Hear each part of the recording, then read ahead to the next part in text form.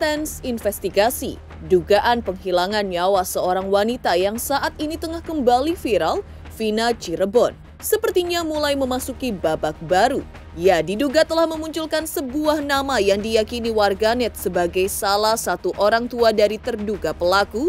Warganet pun baru-baru ini menggeruduk sebuah akun media sosial seorang petinggi di kota Cirebon, Jawa Barat, yang diduga merupakan orang tua dari salah satu DPO atau daftar pencarian orang yang telah ditetapkan oleh pihak kepolisian. Lantas seperti apa klarifikasi yang diungkapkan Wahyu Ciptaningsih, wakil bupati sekaligus orang tua dari anaknya yang Ramadhani Putra atau alias Dani, yang namanya diduga terlibat sebagai otak penghilangan nyawa Vina. Seperti apa pula ramainya warganet yang menggeruduk akun media sosial istri mantan Bupati Cirebon medio tahun 2013 sampai dengan 2019 tersebut, yang bahkan sampai-sampai membuatnya akhirnya mengklarifikasi tudingan tersebut. Benarkah pula Wahyu Ciptaningsih pun geram nama anaknya disebut-sebut terjerat dalam DPO atau daftar pencarian orang yang saat ini tengah ditangani intensif oleh pihak kepolisian? Pemirsa, bersama Intens Investigasi, kami hadirkan kabar terkini, terpercaya dan teraktual. Tetapi sebelumnya, jangan lupa untuk like, subscribe, dan juga share channel YouTube ini.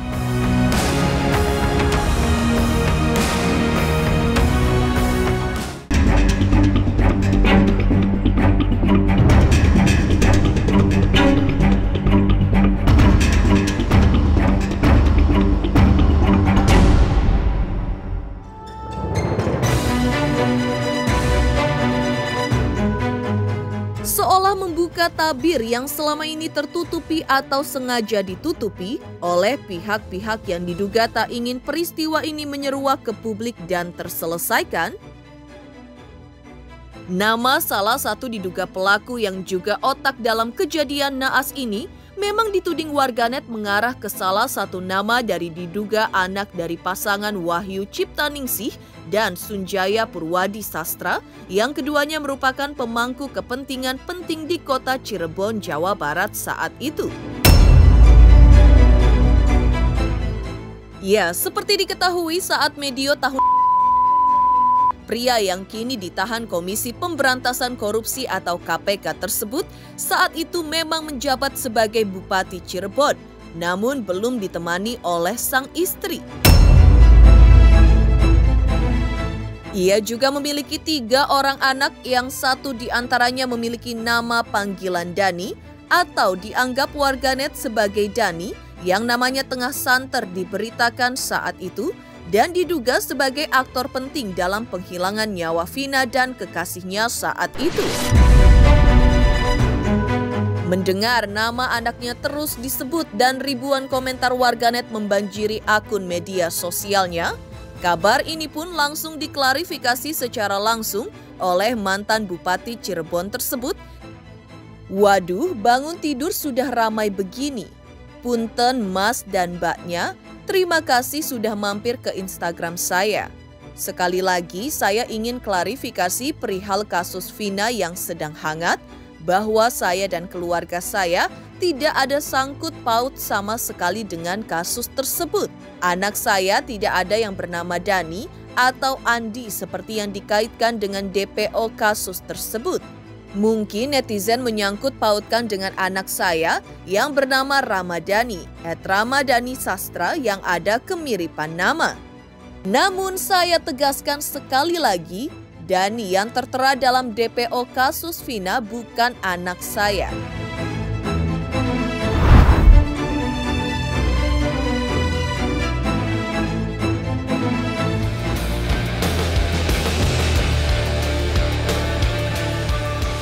Klarifikasi yang dibuat mantan Bupati Cirebon yang baru menghabiskan masa jabatannya pada tanggal 17 Mei 2024 lalu tersebut memang tak sepenuhnya membuat warganet dibuat percaya. warganet dari ribuan komentar yang memenuhi akun media sosialnya masih kekeh mempertanyakan mengapa dulu saat kasusnya viral di tahun 2016 silam, ia tak pernah angkat bicara seperti saat ini.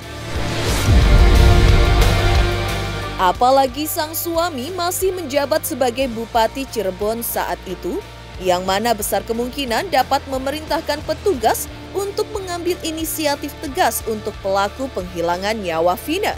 Padahal ada kasus viral seperti ini, tetapi Bupati dan Wakil Bupati tidak ada respon apa-apa. Seperti ikut membungkam kasus ini. Apa netizen gak curiga? Jadi jangan salahkan netizen juga kalau tidak mau dicurigai harus ambil tindakan, ucap seorang warganet dalam postingan di media sosial.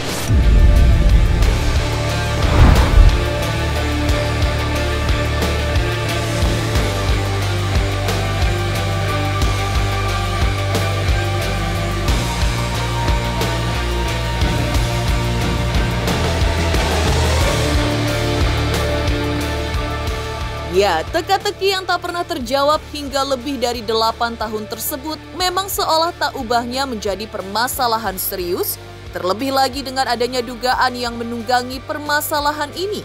Namun hal tersebut memang tak lantas membuat Hotman Paris yang baru-baru ini ditunjuk sebagai kuasa hukum keluarga Vina ciut. Hotman kali ini malah semakin gencar meminta pengacara-pengacara yang berlokasi di Cirebon, Jawa Barat untuk menghubungi langsung jika ingin ikut dengannya mengungkapkan permasalahan ini.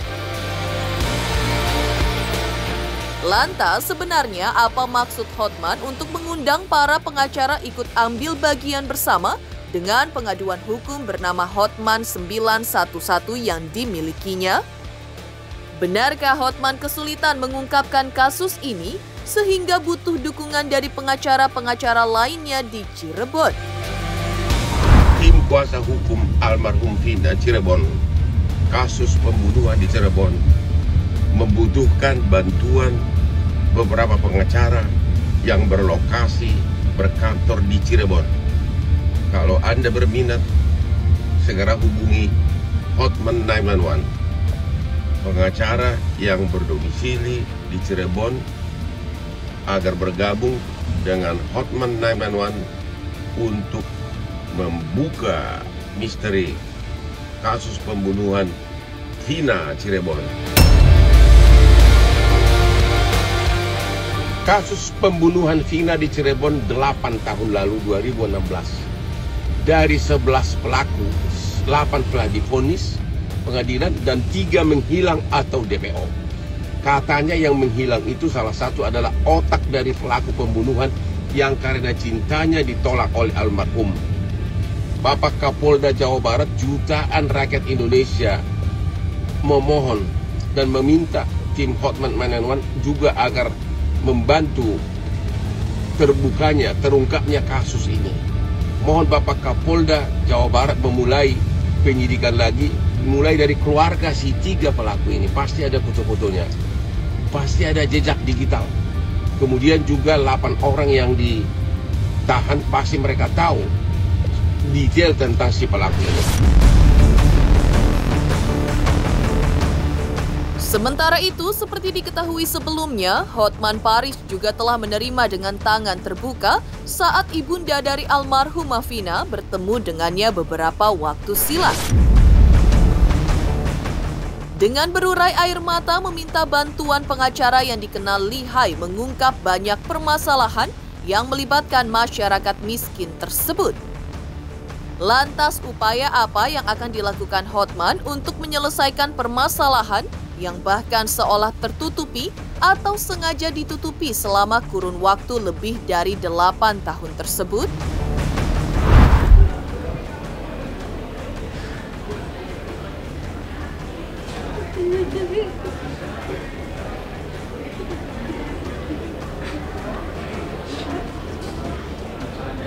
Jadi Ibu mengucapkan terima kasih kepada Pak Hotman Paris. Bukti rekaman itu jelas bukan bukti, tapi itu hanya sekedar petunjuk, bukan bukti satu. Ya, hanya sekedar petunjuk, tapi melihat sinkron semuanya dengan keadaan apa yang dia ceritakan di dalam kesurupan itu persis sama kejadian apanya yang dialami oleh korban. Itu hanya bukti petunjuk, ya, nggak bisa dipakai sebagai bukti yang sah. Tadi saya bicara dengan Kanit Deni di Polda Bandung, ya di Bandung, bukan di Tomohon, ya. Polda Bandung. Ada hal yang menarik pernyataan dari si Deni ini, Kanit dari Polda Bandung. Dia bilang kasus ini rupanya sudah dilimpahkan dari 2016 ke Polda, dari Polres Cirebon. Nah, yang menarik adalah hampir semua 8 orang yang ketangkap ini pada saat di BAP pertama menyatakan ada 3 orang lagi pelaku. Oke, semua ada di BAP. Berarti ini semakin menguatkan ada orang yang tidak ingin identitas 3 orang ini terungkap. Jadi himbauan kami kepada Bapak Kapolri dan Bapak Kapolda Jabar agar kasus ini dibuka ulang, penyidikannya khusus terhadap 3 tersangka, dan agar diamankan semua BAP dari 8 terpidana ini yang menyatakan bahwa 3 orang pelaku ini yang sudah DPO terlibat. Khususnya identitas 3 orang ini bisa ketahuan agar keluarganya mulai dipanggil untuk di BAP. Bila perlu, semuanya narapidana ini di BAP ulang. Ya, seperti diketahui, pengungkapan dalam kasus ini memang terkesan belum juga menemukan titik terang. Karena 3 pelaku penghilangan nyawa Vina belum juga tertangkap.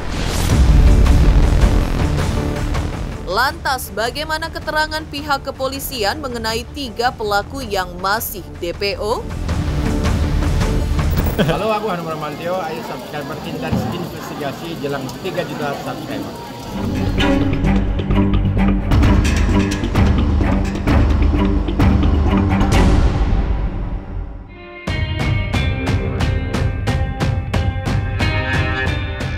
Ya, kejadian naas yang dialami Vina dan sang kekasih memang diketahui bermula saat Eki, kekasih Vina, dan seorang teman berjalan beriringan mengendarai sepeda motor pada tanggal 27 Agustus 2016 sekitar pukul 22.00 waktu Indonesia Barat.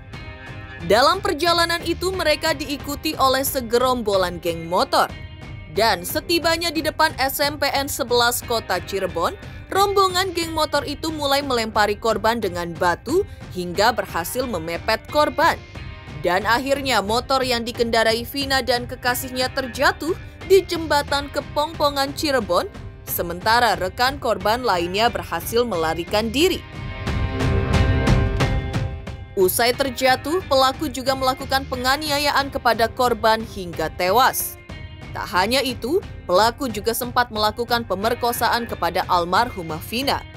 Dan jasad dibiarkan di jembatan Kepongpongan agar tampak seperti korban kecelakaan. Selanjutnya, pihak kepolisian pun berhasil membekuk 8 dari 11 kawanan pelaku. Dan dari 8 orang itu, 7 diantaranya dijatuhi vonis hukuman penjara seumur hidup, sedangkan 1 lainnya hanya divonis 8 tahun penjara karena masuk dalam kategori anak berhadapan dengan hukum.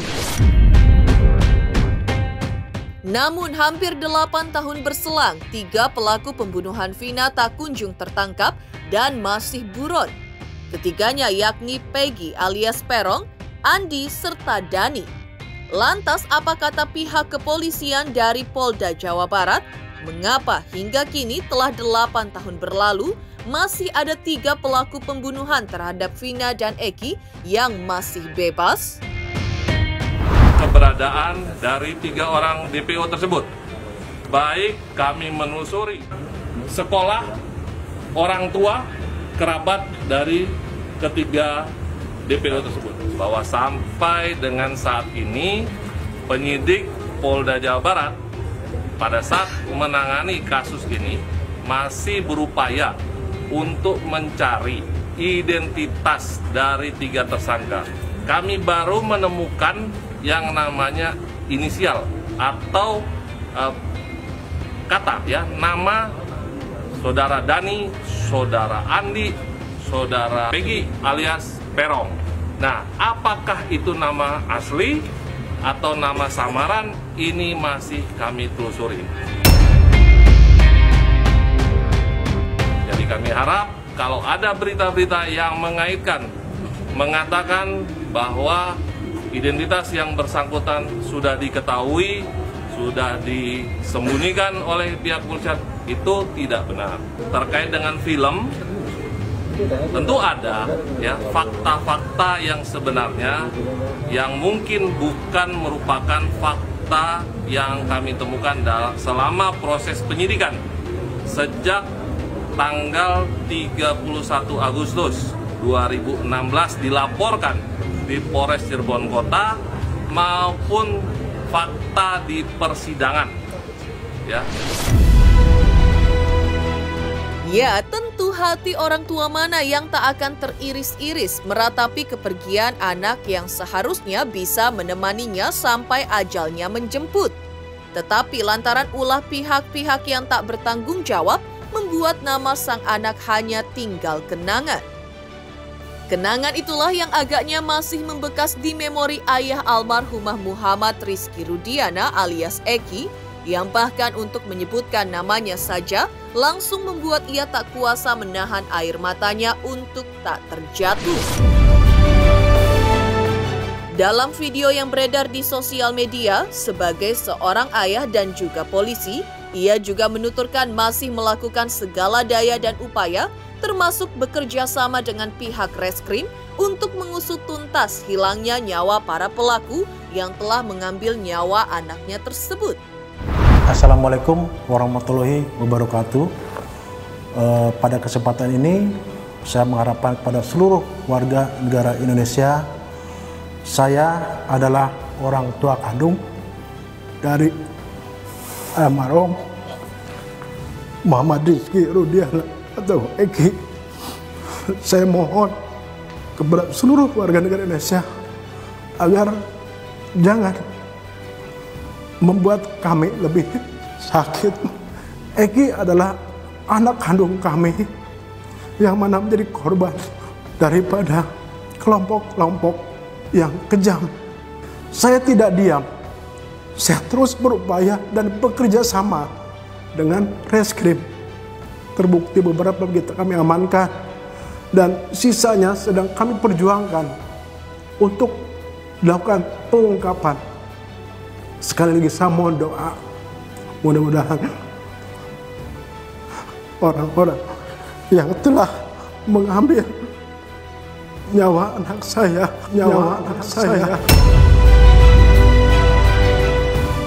Dan sekali lagi saya mohon kepada seluruh warga negara Indonesia agar jangan berasumsi atau memberikan statement-statement yang akan mungkin lebih membuat kami sakit. Kami cukup yang mengalami. Sementara itu, tindakan keji nan bengis yang dilakukan para pelaku tentu tidak dibenarkan menurut hukum atau agama apapun yang diyakini para pelaku. Menghilangkan nyawa seseorang tentu merupakan perbuatan keji dan mungkar menurut kepercayaan apapun. Terlebih lagi disebutkan pula sempat melakukan tindakan pemerkosaan yang bahkan dilakukannya secara bersama-sama. Lantas seperti apa pendapat pemuka agama Islam terkait tindakan yang dilakukan pelaku penghilangan nyawa Vina dan sang kekasih? Halo, aku Jennifer. Ayo dong subscribe Intense Investigasi. Jalan 3 juta subscriber bisa. Semangat.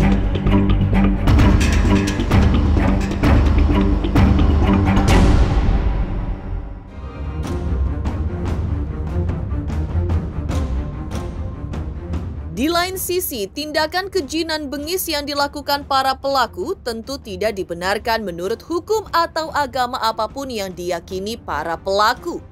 Menghilangkan nyawa seseorang tentu merupakan perbuatan keji dan mungkar menurut kepercayaan apapun, Terlebih lagi disebutkan pula sempat melakukan tindakan pemerkosaan yang bahkan dilakukannya secara bersama-sama. Lantas seperti apa pendapat pemuka agama Islam terkait tindakan yang dilakukan pelaku penghilangan nyawa Vina dan sang kekasih? Memang sih benar kata Allah Subhanahu wa taala kan kullu nafsin dha'iqatul maut. Setiap manusia yang bernyawa itu pasti akan mati itu tanpa terkecuali. Allah Subhanahu wa taala menciptakan manusia kembali juga kepadanya. Cuman timbul pertanyaan, kalau dia dibunuh ini bagaimana Pak Ustaz? Nah, Masya Allah. Apakah ini sudah takdir? Apakah ini sudah memang umurnya sudah habis sampai di sini saja gitu. Jadi kalau yang dia dibunuh ini, kalau itu memang takdir sih ya. Kita juga nggak bisa juga sih memungkirin takdir itu. Cuman kembali lagi kepada diri kita sendiri. Buat manusianya juga yang membunuh, ya Allah. Ini sungguh Allah, Anda juga nggak habis pikir juga ini pemirsa, ya Allah. Tapi kita yakin bahwasanya karma, yang namanya karma itu pasti ada. Nanti kalau nggak saudaranya, anaknya, bahkan orang tuanya, apa siapapun pasti akan terjadi itu kepada diri keluarga dia sendiri itu. Jadi kita hidup di dunia ini ya berbuat baiklah gitu kepada masyarakat, berbuat baik juga kepada manusia gitu. Sebab Rasul juga menganjurkan kepada kita khairunas anfa'uhum linnas, sebaik-baik manusia itu memberikan yang bermanfaat kepada manusia lain. Jangan seperti itu. Ini sudah membunuh, sudah memperkosa ya, fatal ini akibatnya. Oleh ta'rabul jinah kata Allah, jangan sekali-kali kalian mendekati jinah, ya Allah. Ini sudah membunuh jinah lagi, Masya Allah, luar biasa. Padahal begini loh saudara, kita itu sebagai manusia itu paling baik diciptakan oleh Allah itu manusia ketimbang makhluk-makhluk yang lain gitu.